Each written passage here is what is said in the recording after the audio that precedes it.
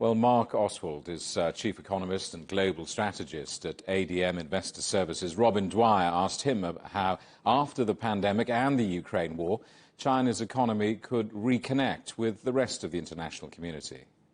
If one looks at the last 30-odd years of China's economic development, a lot of it has involved, partnering with Europe, partnering with North America and other countries, other parts of Asia, and it is a very important part. However, the world has moved into a more protectionist, security-conscious security, be that energy, be that defense, be that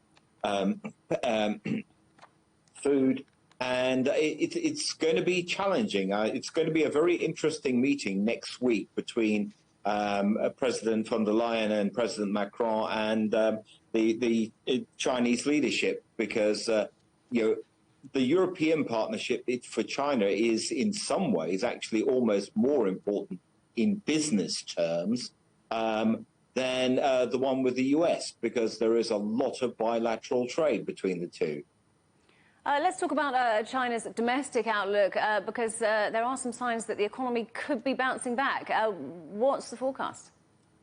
Yeah, I mean, there's encouraging signs like the decision yesterday by Alibaba to break itself up into 6 parts, which implies much less in the way of intervention in the tech sector, because it will be more manageable rather than having behemoths. That's always, those are more agile.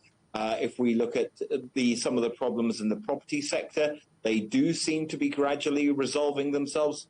It's not going to happen in 5 minutes, but they are gradually resolving themselves, and that's a big positive, because if the property market can basically find a base and then rebuild some momentum, that will increase a lot of domestic demand, and it will also make consumers feel a lot happier. And if one looks at the investment going into infrastructure, it's highly significant at the moment. The borrowing at regional levels is picking up at a substantial rate, and that will help also China to be somewhat more self-sufficient in a number of areas.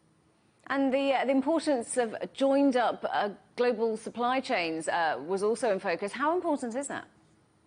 It's very important, but I think the best way to describe, we're not de-globalizing, as some people have said, but we're re-globalizing. And by that, I mean people are establishing new supply chains. One, because before they were too concentrated, and China definitely will suffer a little bit as a result, because people will just want to have more options, because everyone's been exposed, everyone's deficiencies were exposed by COVID. So, I think it's going to be something which is going to work a lot more with Latin America and with Asia in terms of establishing stronger relationships with a lot of countries in those regions in terms of those supply chains. And, Southeast Asia certainly is picking up very, very nicely now. And I think that's really where the locus, one of the key focal points is going to be, because if Southeast Asia picks up, then the partnership with China is going to be quite important on that front.